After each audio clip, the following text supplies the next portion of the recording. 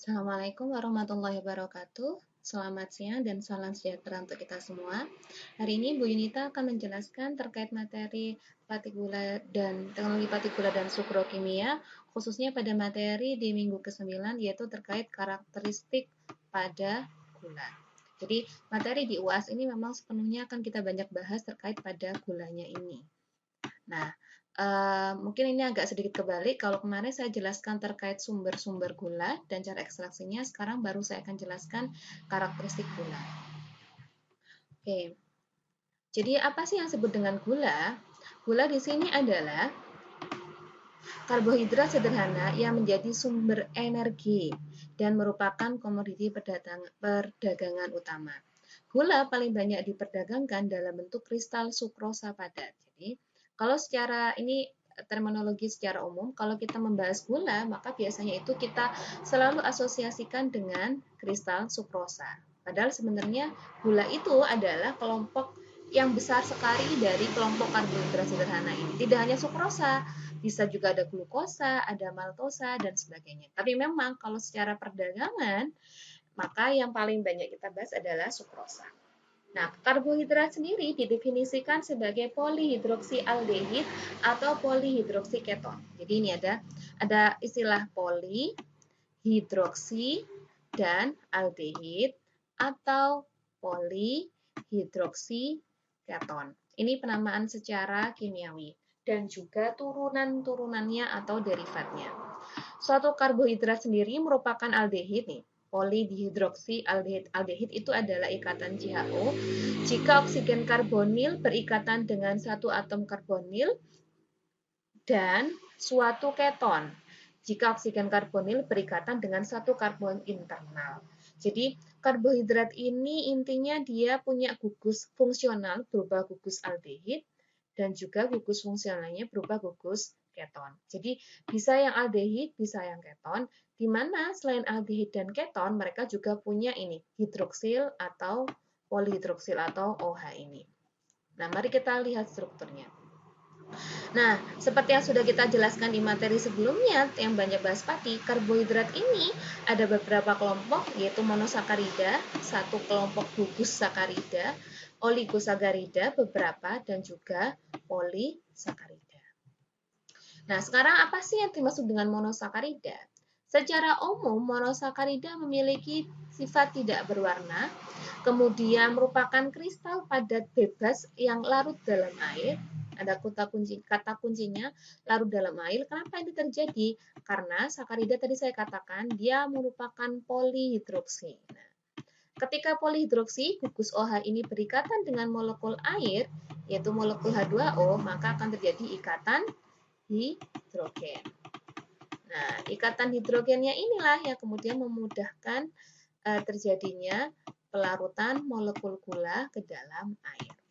Sehingga dia tidak larut dalam pelarut nonpolar dan kemudian kata kunci lainnya adalah kebanyakan memiliki rasa manis.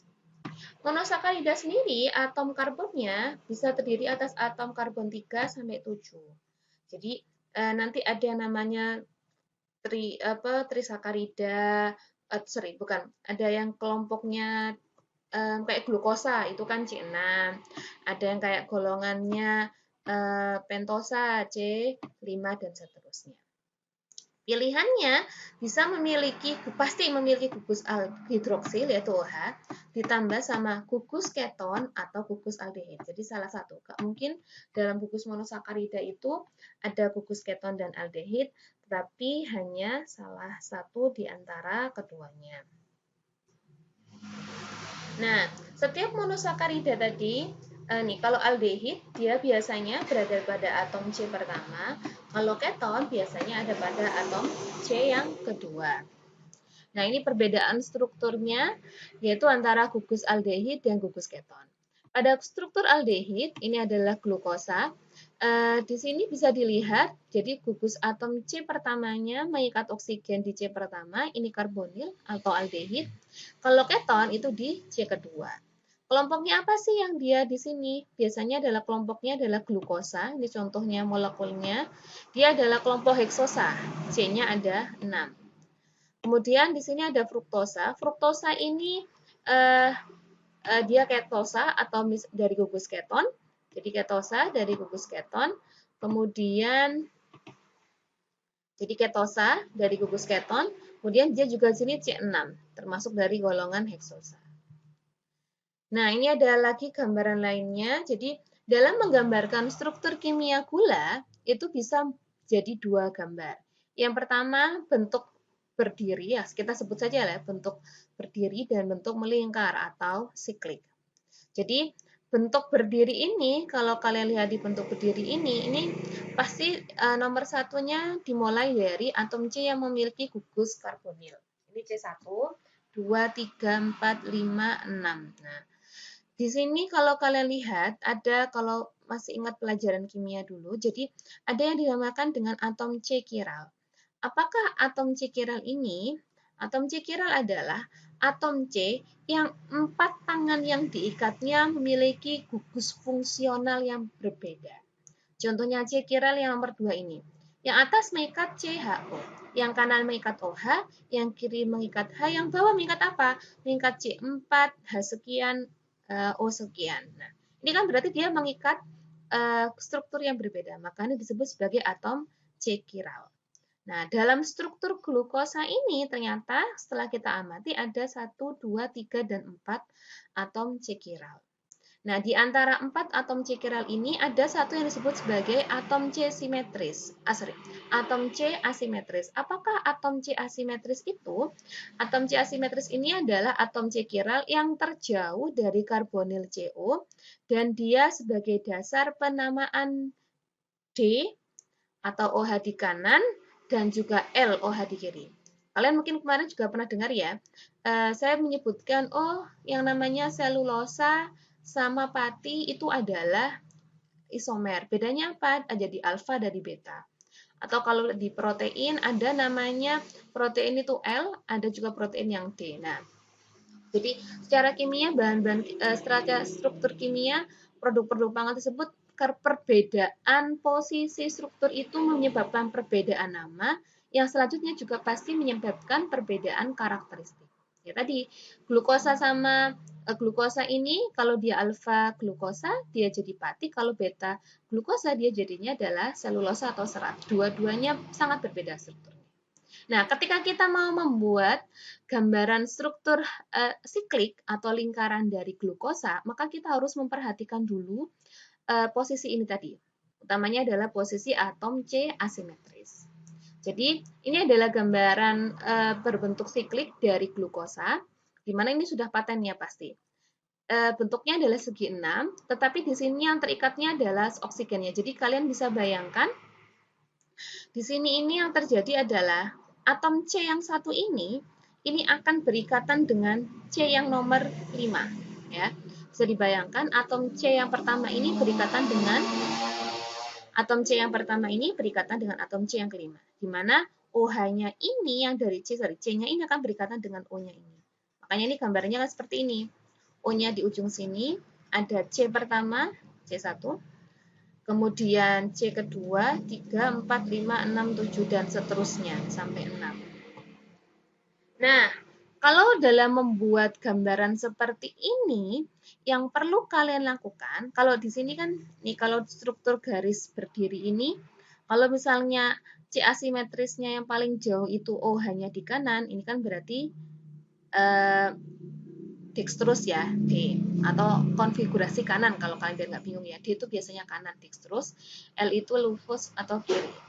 Nah, tetapi ketika dibuat struktur asiklik seperti ini, kalian bayangkan ya, kalian bisa bayangkan dia di sini ini bergabung gini, melingkar bersama begini.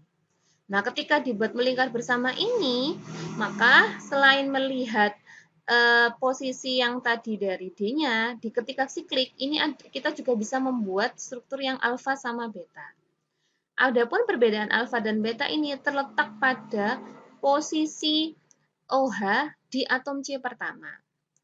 Oke, ini agak sedikit berbeda. Kalau atom posisi OH-nya di bawah, itu malah dikatakan sebagai alfa. Jadi keliru ya, jangan keliru A itu atas, B itu bawah, bukan, tapi kebalikannya. Jadi kalau OH-nya di bawah alfa, kalau OH-nya di atas jadi beta.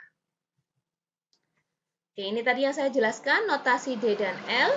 Jadi ini contohnya tadi dextrose sama luvose. Jadi ini notasi D dan L ini dilakukan karena adanya atom C dengan konfigurasi asimetris. Ini contohnya adalah pada diglycerida. Tadi saya katakan jadi yang diikat di atas, bawah, kanan, kiri itu berbeda. Sehingga dia dikatakan sebagai atom C asimetris. Nah, atom C asimetris ini akhirnya menyebabkan kalau OH-nya di kanan jadi D, OH-nya di kiri jadi L. Oke, ini kira-kira kalau digambarkan dalam bentuk gambar bawah ini proyeksi Fischer atau yang sederhana ya.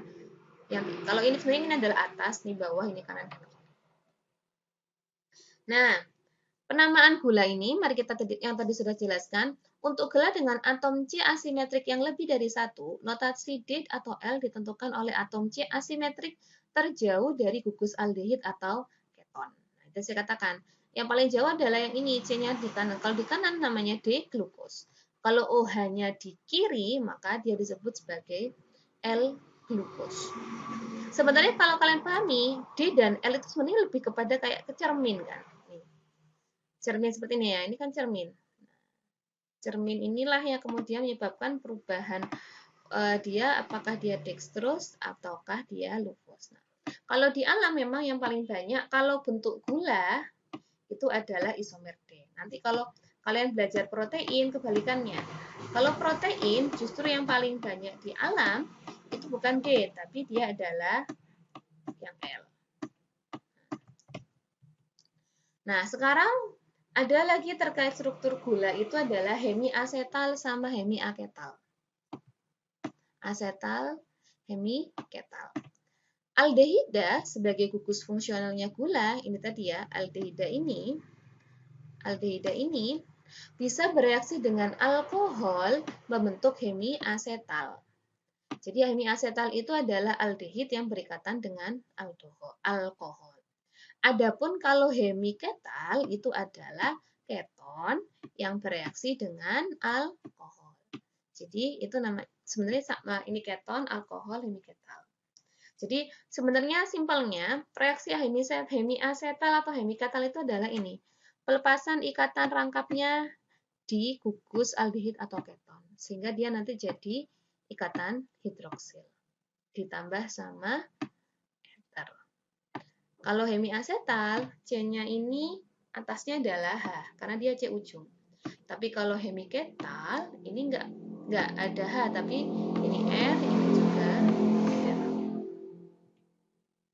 Nah, tadi yang saya katakan, monosakarida tadi jumlah jumlah atom karbonnya bisa berupa 3 sampai biasanya bukan 8 ya, tapi biasanya 7. 3 sampai 7 apa saja? Kalau 3 berarti triosa. Nama lainnya kalau di gugusnya aldo adalah aldotriosa. Ini kayak contohnya. Jadi aldehid tapi punya 2 lagi aja kita tanya 3 mengikat gugus OH. Tetrosa berarti 4, pentosa 5, heksosa 6, heptosa 7. Nah, kalau ini namanya aldus, kalau ini namanya yang dia punya gugusnya keton. Oke, nah seperti yang sudah saya gambarkan setelah tadi, jadi untuk menggambarkan struktur gula, kita itu bisa mendapatkannya dalam bentuk ada 3 cara untuk menggambarkan struktur gula. Yang pertama tadi saya katakan rantai lurus atau linier. Ini kalau secara ilmiah namanya proyeksi Fischer. Kemudian yang bentuknya siklik atau cincin, yang tadi saya sebutkan ada alfa dan beta, ini namanya Haworth. Kemudian yang berbentuk konformasi, yaitu bentuk kursi atau perahu. Mari kita bahas satu persatu. Apa sih proyeksi Fischer ini? Fischer ini sebenarnya ditemukan terkait proyeksi Fischer ini ditemukan oleh Emil Fischer yang menjelaskan kimia ruang atau serokimia dari rumus struktur karbohidrat. Menggunakan rumus proyeksi yang menuliskan rumus struktur. Konfigurasinya R dan S dari karbon kiral, tadi yang saya sebutkan, dia kanan atau kiri tadi, karbon kiralnya L atau D. Rantai karbonnya digambarkan secara vertikal tegak dengan gugusan aldehid atau keton berada pada puncak dari rumus. Di alam, tadi yang saya katakan, kalau monosakarida memang paling banyak adalah isomernya D. Nah, ini proyeksi Fischer ini. C nomor 2, ini gambarnya aldehid ya. gliseraldehid, C nomor 2 pada gliseraldehid berbentuk kiral, yang C ini. Gliseraldehid sehingga membentuk sepasang enantiomer. Enantiomernya ini yang di sini ya, C nomor 2 tadi ya, gambar ini gliseraldehid, dinamakan R23-dihidroksipropanal dan S23-dihidroksipropanal. Ini sebenarnya R sama S ini sama aja, yaitu dengan nama D sama L. Atau ini makanya disebutkan biasanya senyawa ini ditunjukkan dengan nama klasikalnya D-gliseraldehid, yaitu yang di kanan, sedangkan L-gliseraldehid gugus hidroksilnya yang diproyeksikan ke kiri. Jadi R sama S ini sama aja kayak D sama L. R ini D, S ini L. Cuman kalau ini penamaan secara struktur kimia ini kalau kalian kenal ada namanya penamaan trivianya. Nah, sekarang kita lebih kenal dulu karena adanya dextrose dan lexo tadi, kita kenal juga ada yang namanya enantiomer dan epimer. Kalau ada dua buah aldotetrosa yang seperti ini yang digambarkan merupakan bayangan cermin satu sama lain, ini namanya enantiomer. Kemudian kalau ada dua struktur sama epimernya yang di C4, tetapi kedua aldos ini adalah epimer C4, perbedaan hanya pada posisi OH pada sebuah atom C asimetris yaitu C4. Nah, kalau epimer, kalau enantiomer kan cermin semuanya. Kalau epimer itu yang beda hanya satu dan biasanya perbedaannya ini pada atom C asimetris. Itu yang disebut dengan epimer. Ini kan atom C asimetris ya. Atom C simetris ini di C4. Oh, mohon maaf. Ini bukan atom, intinya bukan yaitu atom C asimetris, yaitu di karbon yang di C4. Hanya ada satu perbedaan saja, itu namanya epimer. Kalau semuanya berbeda dan dalam bentuk cermin, namanya enantiomer. Oke, ini adalah contoh juga enantiomer dari D-fructose sama L-fructose. Ini bisa dilihat perputarannya. Nah, sekarang yang kedua adalah proyeksi bentuk siklik atau cincin yang kita kenal dengan namanya proyeksi Haworth. Proyeksi Haworth ini ditemukan oleh Sir Walter Norman Haworth pada molekul glukosa, di mana kelima atom karbon yang pertama dengan atom oksigen dapat membentuk cincin segi 6. Penulisan rumus struktur karbohidrat sebagai bentuk cincin, furan, atau piran. Jadi, memang proyeksi Haworth ini banyak dipakainya untuk molekul kelompoknya glukosa, yaitu C6.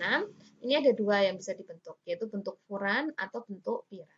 Kalau bentuk furan, ini biasanya terjadi pada struktur C6 atau golongannya kelompok C6 yang dia adalah kelompoknya keton. Kalau piran, ini yang kelompoknya adalah aldehid. Piranosa, cincin sakarida, itu bentuknya 5 anggota. Tapi ingat, 6 anggota. Furanosa, cincin sakarida 5 anggota. Tapi 5 anggota ini bukan berarti C-nya 5 ya, bukan. Tetap C-nya 6. Nah, ini gambarannya. Namanya adalah alfa karena di bawah. D, glukopiranosa. Jadi ini piran, piranosa berarti bentuknya bentuk siklik, glukosa 6, ya alfa dan betanya. Atau ya kalau misalnya lainnya ada beta D fructofuranosa. Nah, kalau frukto ini kan tadi saya katakan kalau dia kelompoknya keton, biasanya maksudnya adalah furanosa. Oke, jadi kalau kita sederhanakan, jadi sebenarnya gula itu bisa digambarkan dalam bentuk proyeksi Fischer, seperti ini lantai lurus, atau proyeksi Haworth. Jadi gugus hidroksil di sebelah kanan pada proyeksi, nah jadi gambarnya ini, cara mengubah ini menjadi begini. Gugus hidroksil di sebelah kanan pada proyeksi Fischer akan terletak di bawah pada proyeksi Haworth, dan sebaliknya. Jadi yang saya katakan tadi, ini tuh kayak orang jatuh jungkir. Yang ini jadi di bagian bawah, yang kanan, kemudian yang bagian kiri akan jadi bagian atas. Oke ya. Ini yang akan di bawah, ini yang bagian ke atas. Oke, dan sebaliknya, gugus hidroksil sebelah kiri pada proyeksi Fischer terletak di atas pada proyeksi Haworth. Oke, untuk gugus gula D, gugus CH2OH ujung terletak di atas proyeksi Fischer-Haworth. Sedangkan untuk gula D pada proyeksi Fischer terletak di bawah. Jadi ini, yang kelompoknya C-nya yang terakhir, C6, kalau Fischer itu di bawah, kalau Haworth, nah ini dia di sini posisinya. Ini kan CH2OH ya, itu di sini. Ini dia pasti di atas. Oke, kalau tidak percaya, mari kita coba cek. Ini ada OH, kemudian ada OH. Nah, ini lihat. OH. Nah, ini. Jadi, ini tuh jatuh gitu ke bawah, turun. Dimana yang ini tadi, yang ini nanti, ini yang tadi kan saya katakan, ini kan yang atom C asimetrisnya dia ya. Atom C asimetrisnya dia. C, ini yang sebelah kanan. Nah, itu dia jadi turun di sini. Nah, terus yang ini jadi di sini. Nah, ini kan H, tidak perlu dituliskan H. Ini saya gambarkan aja, dia kan di bawahnya H. Kemudian yang ini adalah OH-nya tadi. Gambarkan. Nah, jadi kayak jatuh ke bawah gitu. Dimana ini naik ke atas, terus ini berikatan dengan O ini jadi D di bawah ini. Kira-kira ini yang ngubahnya itu seperti ini. Nah, sekarang kalau sudah siklik, kemudian sudah tadi linear, sekarang masuk ke konformasi, yaitu yang berbentuk kursi dan kapal. Jadi, cincin piranosa beranggotan 6 karbon. Jadi, khusus untuk piranosa, tidak merupakan bidang datar, seperti ditunjukkan pada proyeksi Haworth. Jadi, kalau kalian lihat proyeksi Haworth, ini kan kayak cuma lurus gini saja kan, kayak trampolin, ya udah datar semuanya sama. Ternyata nggak seperti itu cincin piranosa ini. Yang piranosa itu ingat ya, yang dia pakai aldehid ya. Cincin dari aldehid yang dia punya gugus karbon C6. Tetapi pada kebanyakan gula, cincin itu berada dalam konfirmasi kursi. Tapi pada beberapa gula, cincin juga tersebut dapat dalam bentuk konfirmasi kapal. Bentuk-bentuk ini digambarkan oleh rumus konfirmasi. Konfirmasi dimensi spesifik gula sederhana 6 karbon penting dalam menentukan sifat biologis dan fungsi beberapa polisakarida. Ini contohnya konfirmasi kursi. Dan nah, jadi ini ya contohnya. Ini yang memang banyak didapatkan itu adalah bentuknya kursi ini. Jadi dia tuh nggak datar seperti ini, tapi ada sudut-sudutnya yang naik dan turun. Jadi ini kan nih sama sebenarnya ini, C-nya satu kan di sini, hanya di sini, tapi bentuknya kayak kursi nih, kayak kursi yang selonjoran. Ini yang disebut dengan konfirmasi kursi. Ini yang beta ya, tinggal kalau alfa tetap ya, alfa tuh yang di bawah, beta yang di atas, cuma dia nggak tegak lurus seperti ini, tapi miring seperti ini. Jadi sebenarnya konformasi kursi ini sama dengan struktur Haworth, tapi perbedaan bentuknya. Oke. Ini adalah contoh, ada beta glukosa sama alfa glukosa. Bisa dilihat bentuk konfirmasi kursinya juga seperti ini. Kenapa? Karena sebenarnya konfirmasi kursi ini yang paling mendekati dengan pengetahuan realnya terkait struktur gula. Dan ini sangat diperlukan karena apa? Untuk tadi, sifat biologis dan fungsi beberapa polisakarida. Ini kalau kalian belajar teori kinetika reaksi itu akan kebayang. Oh ini ya gugus hidrogennya di sini, mudah diserang atau tidak, mudah bereaksi atau tidak, bereaksinya dengan siapa? Nah itu yang dimaksud dengan sifat biologisnya. Oke.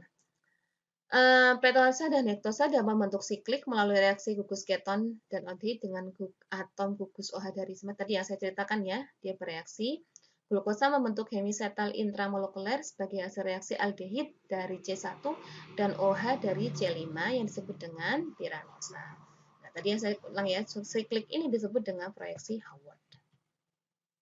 Nah, kalau ini pada glukosa C6, kalau pada yang bentuknya glukosa tapi di sini punya ikatannya adalah keton, tadi yang saya sebutkan, maka dia bentuknya di sini adalah bentuknya furanosa.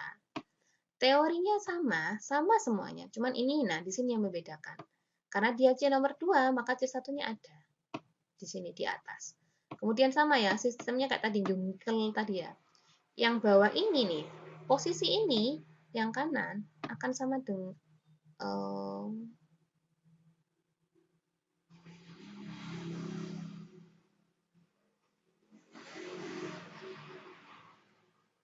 Oke, mohon maaf, sepertinya ada sedikit koreksian sedikit. Jadi, yang di sini, ini adalah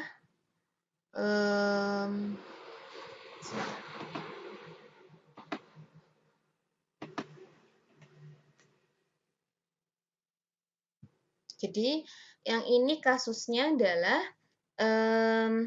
ya, ini oksigennya di sini, dari sini, kemudian dia di sini yang gugus satunya naik ke atas, di sini naik ke atas, C6-nya juga naik ke atas. Nah, tinggal yang ini yang di bawah ini yang kemudian direaksikan di sini.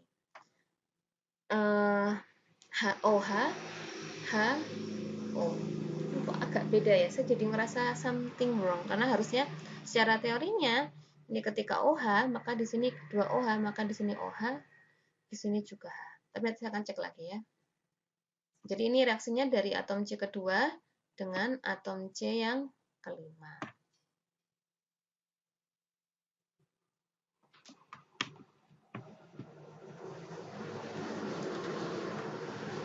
Oke, pembentukan cincin siklik glukosa menghasilkan pusat asimetrik baru yaitu pada atom C1. C1 ini. Kedua stereoisomer disebut anomer alfa dan beta.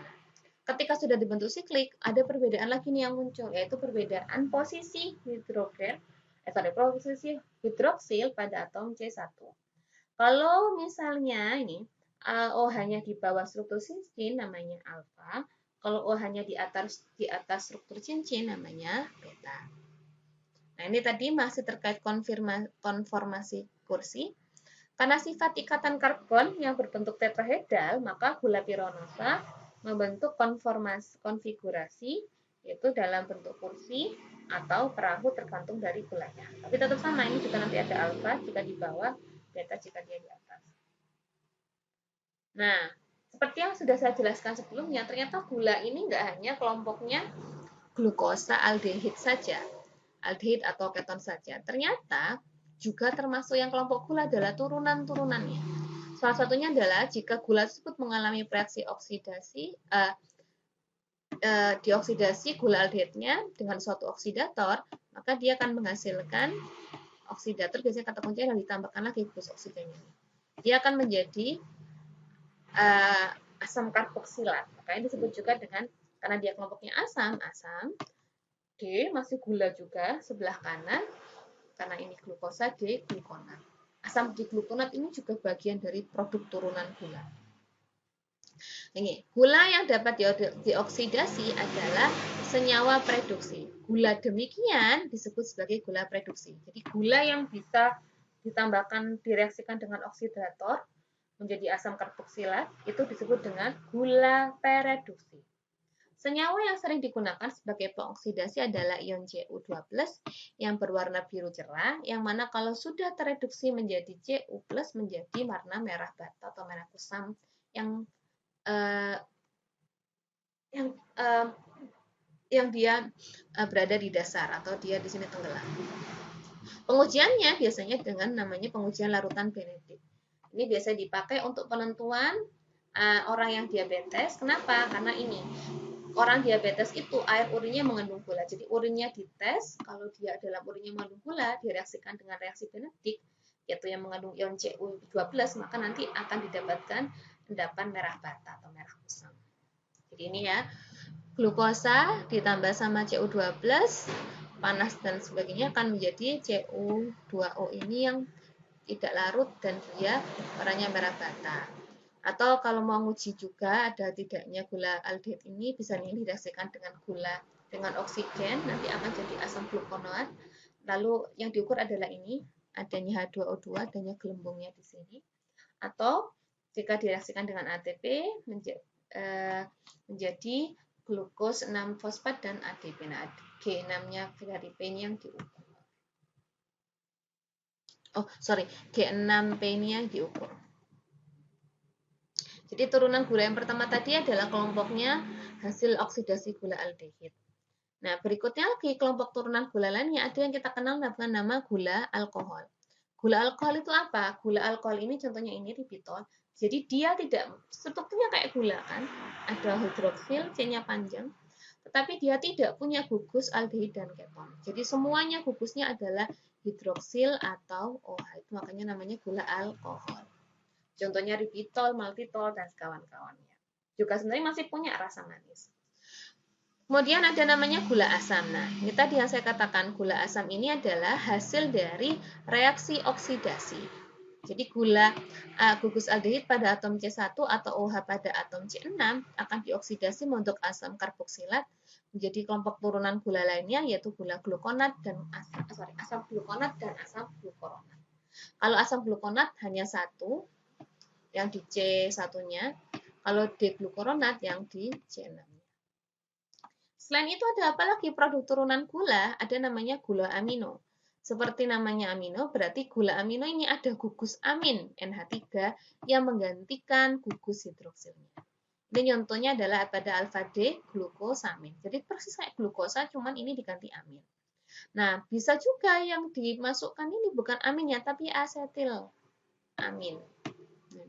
Jadi asetil amin itu adalah amin yang dia punya asetil. Asetil ini cabang ini. C2H3O. Maka kalau seperti namanya asetil. Misalnya contohnya adalah ini pada asetil glukosamin yang banyak dipakai untuk di kita sendi-sendi biar jadi pelumas asetil glukosamin. Nah, sekarang setelah monosakarida, ini adalah oligosakarida. Sudah banyak kita bahas kemarin. Jadi polisakarida itu polimer dengan derajat polimerisasi 2-10 dari kelompok sakarida. Kalau 2 yang namanya disakarida. Nah, ikatan antara dua molekul monosakarida disebut dengan ikatan glikosidik. Ada ikatan glikosidik ini nih yang disebut ikatan glikosidiknya. Ikatan ini terbentuk antara gugus hidroksil dari atom C nomor 1 yang disebut juga karbon anomerik dengan gugus hidroksil dari atom C pada molekul yang lain. Jadi ini contohnya atom C nomor 1 dengan atom C nomor 4. Ini yang kemudian kalian sering kenal misalnya, oh ikatannya pati, itu adalah alfa 16. Nah, jadi yang berikatan adalah gugus hidroksil dari atom C nomor 1 dengan atom C nomor 1 dengan gugus hidroksil pada atom C nomor 6 atau alfa 14. Ini yang dimaksud dengan ikatan glikosidiknya ini. Ya, ini contohnya adalah ini perbedaan beberapa monosakarida, ada glukosa, galaktosa, fruktosa, dan manosa. Kalau glukosa bisa dilihat C yang di 2 sama 4 di bawah, kalau galaktosa yang 4 di atas. Kalau manosa ini dia dibandingkan, ini semuanya dibandingkan dengan glukosa ya. Kalau manosa di sini yang di C yang nomor 2-nya yang dia di atas. Kalau fruktosa jelas beda karena dia adalah molekulnya adalah bentuk cincin furanosa ini. Bukan cincin piranosa tapi cincin furanosa. Nah, kalau di sakarida tadi saya katakan di sini nomor berapa tadi ini? 1, nomor 2, nomor 3, nomor 4. Nah, yang ini ya nomor 1, nah, nomor 2, nomor 3, nomor 4. Jadi maltosa itu adalah ikatan antara glukosa alfa pada nomor 1 ke 4 nih. Ini yang disebut dengan ikatan glikosidik. Bentuknya ikatan glikosidik ini kayak ether ya. Glikosidik. Jadi ini disakarida itu adalah terdiri atas 2 molekul glukosa. Kalau utamanya adalah maltosa, maltosa itu adalah 2 molekul sakarida. Biasa hasil dari hidrolisis pati oleh beta amilase jadi 22 dan merupakan gula reduksi. Oke, selain maltosa, berikutnya ada laktosa. Jadi kalau laktosa ini adalah yang berikatan bukan, kalau ini tadi kan glukosa Glukosa alfa dengan glukosa alfa juga perikatan 1,4. Kalau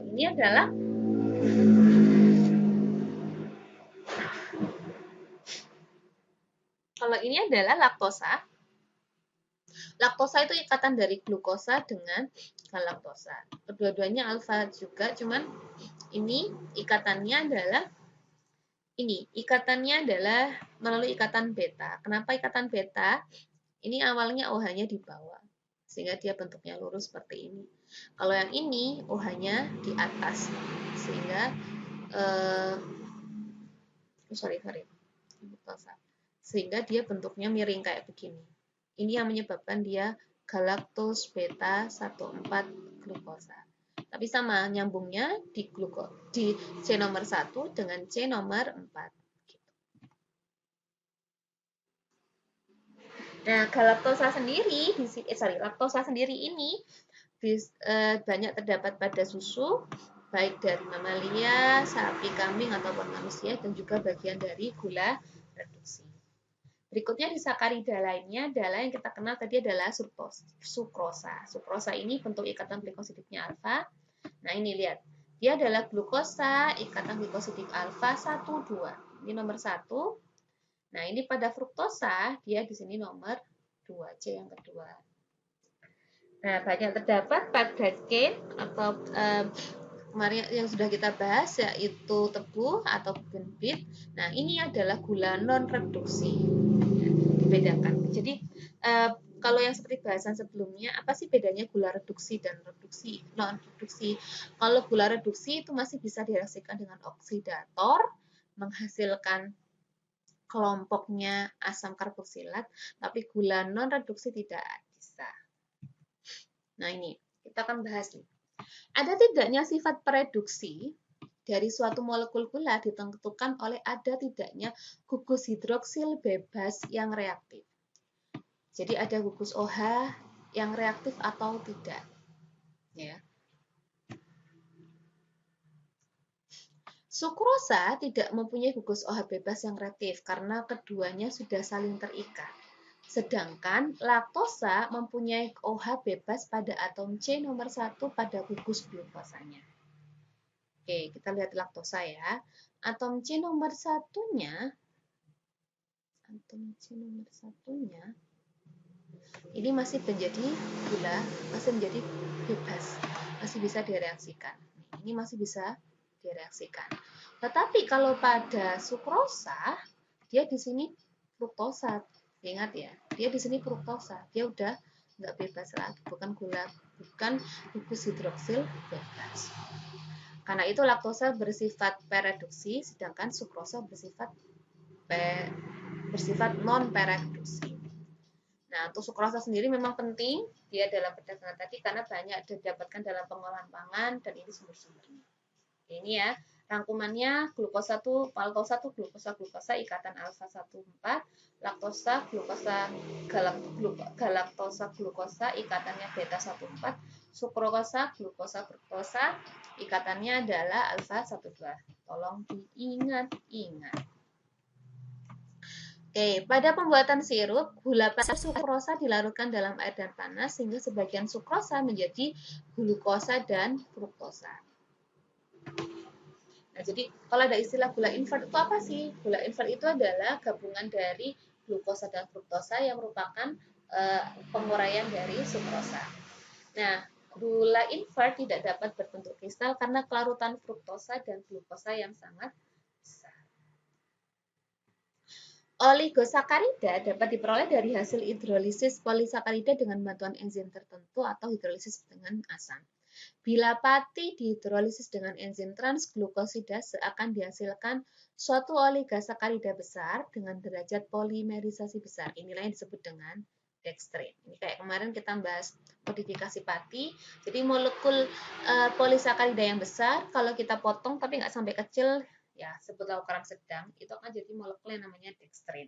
Dextrin ini mempunyai sifat larut air, tapi dia masih kayak polisakarida, pati gitu, dan dapat mengikat zat-zat hidrofobik sehingga banyak digunakan sebagai food additive untuk memperbaiki tekstur bahan. Oke, jadi sekarang kita lihat tingkat kemanisan, relative sweetness of sugar and sweetener. Jadi gula paling manis itu adalah gula fruktosa. Anggap nilainya adalah 100, yang paling standar ini. Sukrosa itu dianggap sebagai gula standar. Tingkat kemanisannya adalah 100. Sedangkan fruktosa itu 173. Oke. Tapi kalau fruktosa dicampur dengan HFS, high fructose syrup, ada campurannya glukosa 42% itu juga mempunyai tingkat kemanisan sama kayak sukrosa. Madu 97, glukosa tuh rendah 74,3. Gula invert tadi gabungan antara fruktosa dan glukosa, maltosanya 32, galaktosa 32, laktosa 16. Ini adalah perbandingan tingkat kemanisan. Paling tinggi adalah fruktosa. Nah, kalau tadi secara kimia, sekarang kita bahas tentang sifat-sifat fisik monosakarida. Monosakarida tadi sudah sekilas saya bahas di awal, kristal tidak berwarna, larut dalam air dengan adanya ikatan hidrogen, tidak larut dalam pelarut organik seperti ether, kloroform, benzen, sedikit larut di alkohol, rasanya manis. Di antara monosakarida yang paling manis adalah fruktosa. Nah, sifat fisiknya monosakarida tadi ini kalau ini kita lihat secara mikroskopik, jadi bentuk kristalnya itu kalau pada sukrosa itu monosiklik, glukosa, rombik transparan, fruktosa jarum. Kalau sukrosa itu kelarutannya sangat tinggi di air dingin dan alkohol, meningkat sesuai dengan kenaikan suhu, tidak larut pada pelarut organik. Kalau glukosa, larutannya larut dalam air dan alkohol, larutan beragam dengan suhu. Kalau fruktosa, lebih larut dalam air dingin dibandingkan glukosa, bahkan larut juga dalam alkohol dan ether. Nah, ini membedakan fruktosa dengan lain-lainnya, larut dalam gliserin. Oke, densitesnya seperti apa perbedaannya? Ini densitas sukrosa, glukosa, fruktosa. Putaran optisnya, jadi kalau misalnya sukrosa bervariasi sesuai konsentrasi kolom cair, kalau glukosa tidak dipengaruhi putaran optiknya, kalau fruktosa dipengaruhi oleh suhu. Ini adalah spesifik rotasi. Oke, kalau tadi sifat fisika, sekarang sifat kimianya. Jadi sukrosa ini bereaksi dengan panas, dapat mengeringkan gula secara sempurna sampai suhu 160 tanpa terjadi dekomposisi. Kalau glukosa akan timbul warna coklat jika diberi panas sampai 160 derajat. Kalau fruktosa terjadi dekomposisi parsial walaupun pada suhu yang rendah dan tidak meninggalkan bekas ketika dibakar. Ketika direaksikan dengan asam, sukrosa menjadi arang, menjadi asam format. Kalau glukosa jadi hitam, jadi asam organik, dan asam organik kalau fruktosa menjadi asam. Oke. Kalau direaksikan dengan organik lemah, dengan organik kuat ataupun organik lemah. Oke. Kalau pada organik biasanya memang tidak banyak reaksi. Kalau dengan anorganik di sini jadi dextrin. Jadi kalau secara kimia kita bisa membedakan sukrosa, glukosa atau fruktosa ini dengan berbagai reaksi ini. Oke, ini misalnya dengan reaksi alkali dengan basa, larosa, glukosa, sukrosa dengan alkali menghasilkan sakarida. Ketika dipanaskan jadi dekomposisi menjadi asam format, asam asetat, dan bisa membentuk garam jika direaksikan dengan alkali. Kalau glukosa terjadi pada suhu di bawah 55, kalau fruktosa terjadi dekomposisi parsial. Nah, sekarang pada polisakarida, ini sudah kita banyak bahas, intinya polisakarida ini berupa selulosa, hemiselulosa, pati, dan lignin. Di dalam tubuh juga sebagai sumber energi, utamanya pati, tapi ada juga polisakarida yang tidak bisa dicerna, atau kita kenal dengan dietary fiber, yang kemarin juga sudah kita bahas, bermanfaatkan baik untuk kesehatan. Polisakarida adalah polimer, molekul-molekul monosakarida bisa berantai lurus atau berantai cabang, dan inti utamanya juga dapat dipotong dihidrolisis dengan enzim-enzim tertentu. Nah, tadi saya sebutkan, ada perbedaan selulosa dengan pati. Dua-duanya sama nih ternyata. Dia adalah glukosa. Tapi yang membedakan adalah tipe ikatannya. Jadi yang selulosa itu ikatannya beta, kalau pati ikatannya alfa, sama-sama 1,4 juga. Oke, ini adalah polisakarida pada pati yang di lantai lurus alfa 14 di sini ya.